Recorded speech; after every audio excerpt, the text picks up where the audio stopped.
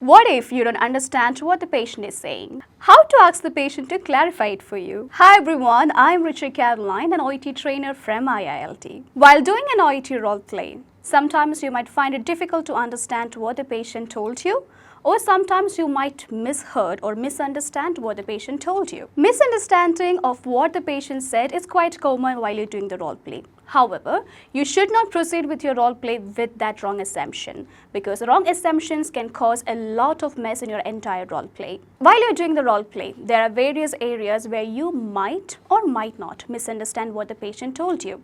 It's quite common. As I said, while you're attending the exam, you might be really nervous. You might have a lot of preoccupied thoughts going in your mind. You'll be thinking whether you can finish all the tasks on time, or whether you'll be thinking like you can convey all the information to the patient. So since you're going through a lot of issues there, you might not listen very carefully to the patient. So what happens at that time? As I mentioned earlier, you might come across the area where you can't understand the patient, or you will go for wrong assumptions. So in this video, we are going to see how you can clarify vague statements while you're doing the OET role play. So I have prepared 5 sentences you can use in your OET role play if you misunderstand or if you couldn't catch what the patient told you. So let's look into that one by one. The first sentence you can use is, "Could you please explain what you mean by?"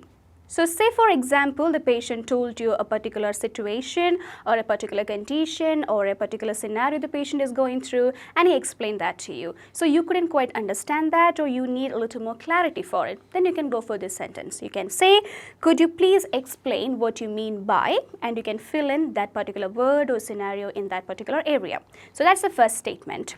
The second statement, "I'm sorry, I couldn't quite catch what you were saying." It's a very common sentence you can use, and I have seen most of the candidates going for this sentence as well. Say for example, the patient was talking and you were very busy looking into your next task, and you kind of like forgot or you couldn't understand what the patient said. So you can tell the patient, "I'm sorry, I couldn't quite catch what you were saying, so could you please say that again?" So that is another sentence you can use there. Let's look into the third one. "If you don't mind, could you please repeat what you have just said?" If you don't mind, could you please repeat what you have just said? So this particular sentence is something similar to the previous sentence which we have said right now.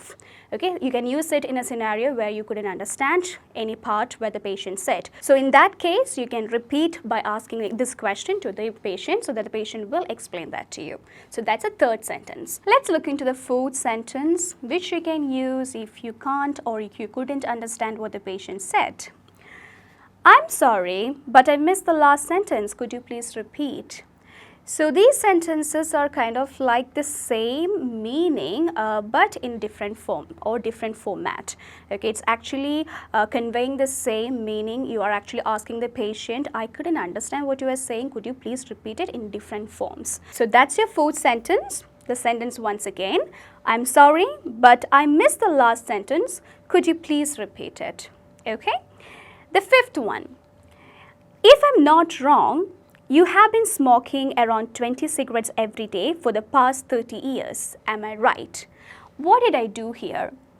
Here, I was actually playing with my assumptions. What I did here is that I was listening to the patient and I got some idea about what the patient was saying. So somewhere in the role play or somewhere in the conversation, I heard the patient said 20 cigarettes in a day, but I couldn't connect it. So I'm just reconfirming it back to the patient from the information that I heard from the patient. So I'm saying there, "If I'm not wrong, you have been smoking around 20 cigarettes every day for the past 30 years. Am I right?" So reconfirming there. This is another effective way you can use to clarify vague statements in a role play. Vague statement simply means which is not clarified or which is not clear for you. Okay, so these are 5 different sentences which you can use to clarify such unclear statements in your role play to get a complete clarity in order to have a very effective conversation. So I hope this video has been helpful for you guys. For more informative videos like this, you can avail our IILT Learning app. So I'll see you guys next time with another informative video. Till then, take care.